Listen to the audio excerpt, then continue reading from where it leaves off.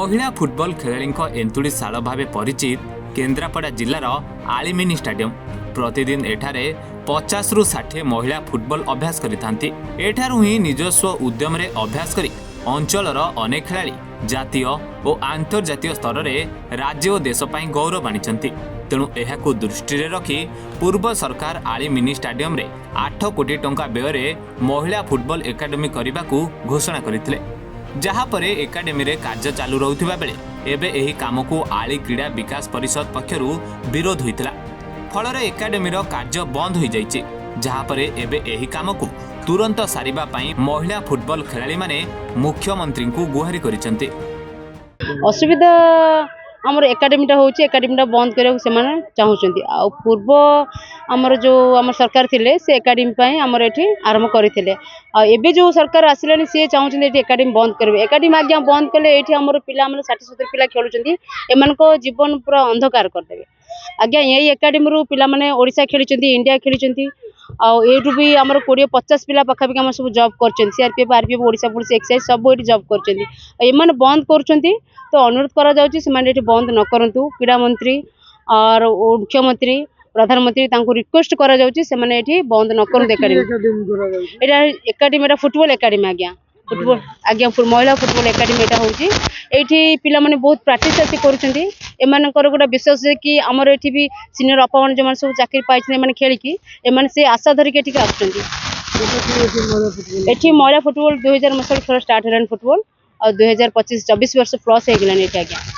Football सहित अन्य खेल एठी हमर एथलेटिक भी होतला और क्रिकेट भी होतला। क्रिकेट प्रैक्टिस भी एठी हुए। एठी हम समस्त फुटबॉल क्रिकेट मिसी के करथौ।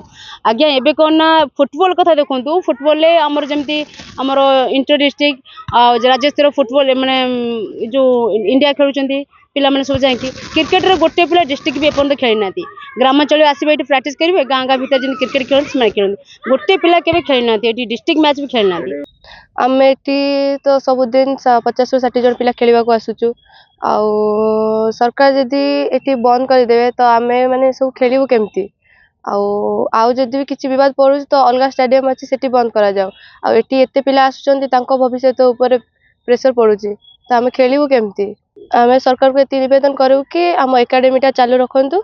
आउ एकाडेमी बनि साला परे हमर बहुत पिला आछंती खेलिबा लागि खेली कि आमे भविष्य बने। अलगा खेल पे जब विवाद होची तो अलगा खेल को जाके देखंतु। आमर एठी एकाडेमी बंद कले आमे कोन करिवु?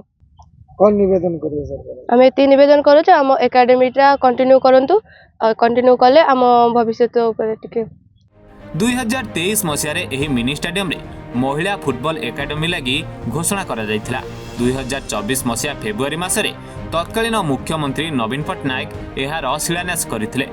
एही फुटबॉल एकाडेमी लगी पूर्व सरकार 8 कोटी 68 लक्ष घोषणा कले। 6 मास हेबो एहार काम आरंभ होइतिला। एहा देखि महिला खेलाड़ी मानक मध्यरे खुशीर लहरी खेली जाइतिला।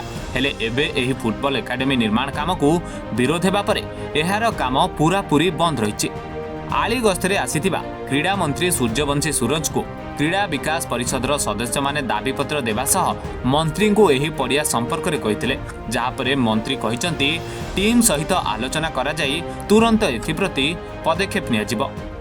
देखंतु एक कथा को नै कि अनेक दिनरु वाद विवाद रहिछि। अंचलवासींकर आग्रह जहाँ अछि सेति पई मु निजे एठिक आसिकी देखिबाटा उचित मने कली। अंचलवासींकर जहाँ कथा थिला जहाँ कहिबार थिला ताहाकु मध्य संपूर्ण रूपे आमे सुनिलु।